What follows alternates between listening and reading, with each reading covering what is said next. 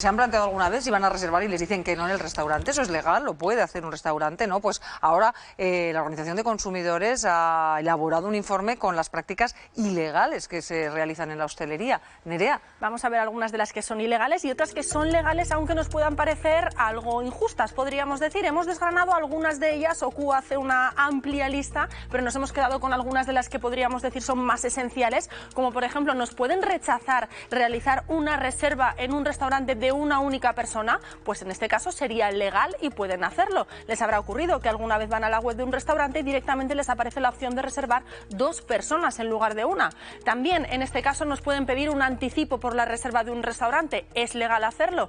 En este caso lo pueden realizar. También nos pueden cobrar un suplemento en la terraza o mesa, dependiendo de dónde tengamos la reserva de nuestra mesa. Eso sí, debería aparecer en algún papel o notificado antes para que el consumidor o cliente sea conocedor de ello. ¿Qué ocurre con los menús? Que ahora vamos a los restaurantes y en muchos casos solamente tenemos la opción de código QR. ¿Esto sería legal? Pues no. Deberían tener la opción de facilitar la carta física para aquellas personas que no tengan esa opción en su dispositivo móvil. Y en el caso de aceptar efectivo o tarjetas, pues no es legal que no acepten efectivo, sin embargo sí que pueden no aceptar el pago con tarjeta o pedir un mínimo. Eso sí que pueden realizarlo. Gracias, Nerea. Hablamos con Alejandro Marín, portavoz de OCU en Aragón. Hola, Alejandro. Hola, buenos días. Bueno, pues estamos viendo que no es legal que ya solo haya un código, por ejemplo, el código QR cuando va uno a un restaurante, sino que tiene obligación de darte la carta. Pero no ocurre siempre. Esto, digamos que se consolidó con la pandemia para no tener que estar manejando cartas, pero todavía si uno va a algunos restaurantes tiene que descargarse la carta gracias al código QR, en algunos casos exclusivamente. O sea que no sería legal, Alejandro. Sí, es una práctica que, como indicas, se ha consolidado y para algunos usuarios puede ser muy cómodo después de la pandemia para evitar esa carta física, pero podemos exigir la carta física de ese establecimiento y también recordar que tienen que estar esas listas de precios en el interior del establecimiento y, en caso de restaurantes, en el interior y en el exterior. En el caso de la normativa de Aragón es muy clara. Pero es que además esta medida, que puede ser cómoda para algunos usuarios, pues no lo puede ser tanto para, sobre todo personas mayores que no tengan un smartphone o que no se manejen mucho con él, e incluso que también en unas fechas vamos a sacar unos ciberconsejos para evitar sustos en vacaciones. Hay que recordar que el código QR puede estar expuesto a vulnerabilidades y que al suplante, por ejemplo, en un establecimiento que está al aire libre, en una terraza, ese código QR y acabamos con un problema en el teléfono móvil con la descarga de un virus. Entonces podemos exigir, como indicas, una carta física y no pasar, si no nos apetece, por el descargar el código QR, que muchas veces no funcionan, te tienes que levantar a otra mesa o incluso adentro del establecimiento para descargar, y podemos exigirlo que, además debe ser concordante, esa carta física con la lista de precios. Por tanto, tiene que haber carta física o así la puede exigir el consumidor o la consumidora. ¿Qué más? ¿Qué otras prácticas se están llevando a cabo ahora mismo en la hostelería que son frecuentes y que no deberían realizarse, Alejandro? Pues sobre todo muchas de ellas también ocurren cuando vamos pues a la playa, a la montaña, esos establecimientos más ligados, más enfocados casi a un turista, o a algunos que puede ser denominado como tourist trap, esas trampas para turistas, en el cual nos encontramos, por ejemplo, en la carta productos que aparece la referencia PSM, precio según mercado, y en la cual no se nos indica, no se nos ofrecen en esos chiringuitos de playa un pescado que no está en la carta y no nos indican el precio. ¿Y cuál es el problema muchas veces? Que cuando llega el ticket nos encontramos con una abultada sorpresa y no se nos ha informado expresamente. En los precios según mercado debe aparecer la referencia por precio por kilo o incluso un precio aproximado de lo que va a ser la ración. Lo mismo en precios fuera de carta, deberían indicarnos cuál es el precio de esa ración, de ese plato, y si es desproporcionado, ¿qué podemos solicitar? Que se nos aplique un precio de un producto similar a ese que esté en carta. También, otra de las cosas que aparece, y es una queja frecuente, los precios no son finales, no es lo que nos ofrecen. La ley lo establece con claridad. Se tiene que incluir con IVA. Hay que recordar ese IVA del 10% para hostelería, con 2 excepciones que serían las salas de karaoke y los restaurantes que tengan con ocio para niños. Pero en muchos casos, ¿cuál es el problema? Que los precios que aparecen en la carta no son con IVA y luego nos aplican ese IVA al final. Esto sería una práctica también contraria a la normativa. Y otro de los frecuentes, pues, por ejemplo, el cobrar por el servicio de mesa o cubiertos. En algunos casos, con distintas denominaciones, aparece un cobro que está implícito ya en el propio servicio de hostelería. Aquí, por ejemplo, la normativa aragonesa es clara. Lo prohíbe expresamente este cobro de suplementos y también las reservas, las cláusulas no-show que cada vez están teniendo más implantación. También hay que recordar que por el mal uso de algunos usuarios que hacen reservas y luego no acuden. ¿Se nos puede cobrar? Sí. Pero en cualquier caso se tienen que descontar esos importes por reserva. No puede ser como un suplemento, cosa que por ejemplo ocurrió en Valladolid en determinadas fiestas populares, que se cobraba por reserva de mesa. Este pago sería abusivo y también entendemos que incluso en algunos casos ya se están cobrando el coste íntegro del menú por anticipado y en caso de que no se acuda, pues se pierde. En estos casos yo creo que la normativa que tenemos es un poco antigua y no prolija en determinados detalles y prácticas que se están implantando. Debería recoger que se nos puede cobrar una penalización, pero tiene que ser ajustada, no el importe íntegro del menú, incluso pues los costes operativos y un determinado margen, pero igual que ocurre, por ejemplo, en los paquetes de viajes combinados, podemos cancelar y se nos puede cobrar una penalización, pero que tiene que ser proporcionada y ajustada. Una cosa más, Alejandro, ahora que has dicho lo del restaurante que te pone precio según mercado, esas veces que uno va a un restaurante y dicen esto no lo tengo en la carta, pero tenemos hoy esto y esto otro, y te dicen el precio de viva voz, ¿eso sí que es legal? ¿Lo se puede hacer o tiene que venir por escrito en la propia carta?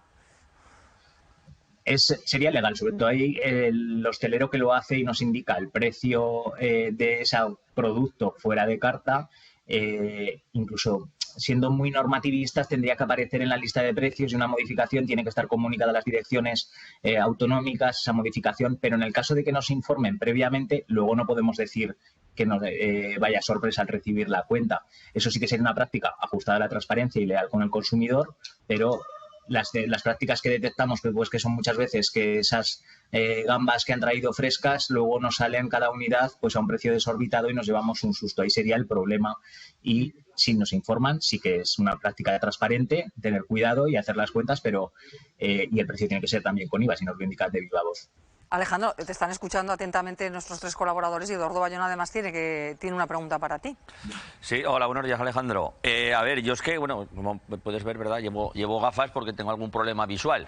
¿En las cartas hay algún tipo de exigencia, de recomendación sobre el tamaño de la letra? Porque yo soy de los que algunas veces y sin gafas digo, pues ir pidiendo a vosotros que yo me suma lo que digáis. Es decir, cuando digas, porque no te da para leer lo que hay, ¿no? Lo mismo que hay en determinados tipos de contratos o en algún otro tipo de papeles impresos. ¿Hay algún tamaño de letra mínimo para que la gente pueda leer lo que les ofrece el local? Gracias.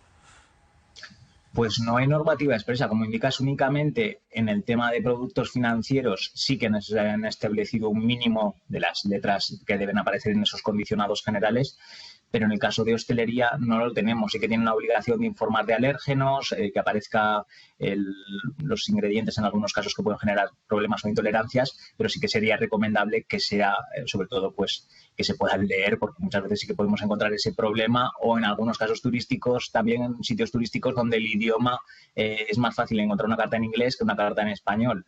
Ahí hay la falta de regulación en tema de hostelería, que es muy breve y que depende de las comunidades autónomas, hace que no tengamos pues esa necesidad que tampoco es sobreregulación, pero sí que unos mínimos, como podría ser tamaños de la letra, idiomas a ofrecer y claridad también en el tema de alérgenos, que es una de las cosas que también los consumidores muchas veces encuentran más problemas, pues celíacos o con intolerancias, de tener una información clara y accesible. Alejandro también tiene una pregunta para ti, Encarna, pero antes de que la haga me ha venido otra a la cabeza, que yo creo que es una tontería, pero por si acaso, si un restaurante no quiere aceptar reservas, está en su derecho, ¿no? Que a veces a uno le gusta un restaurante y no acepta reservas y ahí está la gente esperando y esperando y esperando. ¿Eso lo puede hacer el restaurante? Sí que el tema de las reservas lo pueden hacer, incluso ya hay algunos establecimientos ya en Zaragoza que solo te permiten reservar online, con lo cual las personas no dan ni un teléfono ni en el mismo local te dicen que no se atienden reservas en el local. Es una libertad, incluso limitar el número de comensales también para generar esa sensación de que es un lugar exclusivo, entra dentro de la capacidad organizativa. Nosotros ahí sí que somos bastante críticos, no con la legalidad de la norma, que entra dentro de la esfera del empresario, de organizar y dar el servicio como él considere, con las personas que van solas, que muchas veces cuando haces esas reservas online, sobre todo, o incluso cuando intentas por teléfono reservar y eres solo una persona, te encuentras problemas porque igual no eres económico. para el establecimiento, o quieres acceder a un determinado menú, a un determinado plato y te pone mínimo 2 personas. Es legal, pero entendemos que es injusto. Sí. Aclarado. Encarna, Sí, pregunta tú ahora. Justamente Alejandro. te iba a preguntar qué opinabas de los restaurantes que no hacen reservas, pero que no permiten reservar, pero has caído, o sea, me lo has contestado ya. Te quería también comentar o que nos comentes cómo se podría lograr que la gente, que los consumidores preguntemos por ese precio de lo que está fuera de carta, que solemos, a veces es por vergüenza, porque pensamos que no está bien, que no es correcto, cuando te dicen esto está fuera de carta. Pues bueno, ¿cómo conseguir que más gente diga, oiga, pero sí, ¿y cuánto vale? Porque yo creo que hay también una duda acerca de si eso es correcto o si es, yo sé, poco educado preguntar. Cuando te lo dicen ellos sin precio, decir, oiga, pues me dice usted estos 5 platos fuera de carta, ¿a cuánto está cada uno? ¿Hacéis algún tipo de campaña o creéis que mucha gente incurre en esa falsa vergüenza de no preguntar? Sí, podemos tener a veces los consumidores, incluso sobre todo cuando salimos de vacaciones, bajamos la defensa, no queremos buscar el conflicto y nos va todo bien, aunque luego salgamos de allí con un mal recuerdo, incluso no por el servicio que ha sido bueno, sino por determinadas prácticas. En este caso, los consumidores tenemos que tener esa práctica de perder ese miedo a preguntar, pero sí que no cuesta nada al hostelero, pues aunque sea en una hoja, en un Word o en una pizarra fuera del establecimiento, informar de esos platos de fuera de carta diarios y los precios aproximados. Eso puede ser una práctica que implementarla sea muy sencilla, y como consumidores también, por ejemplo, el tema del agua del grifo, nosotros incidimos en ello.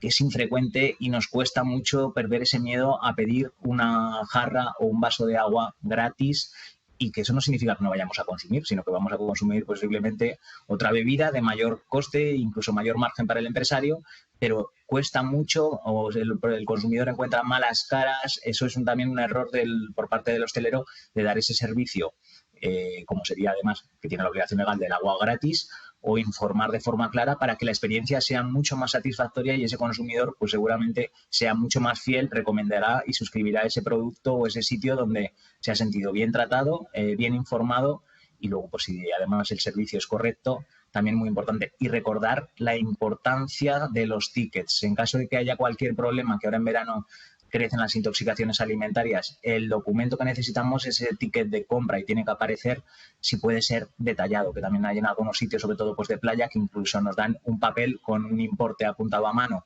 Podemos solicitar y exigir ese ticket de compra, que es obligatorio además entregarlo.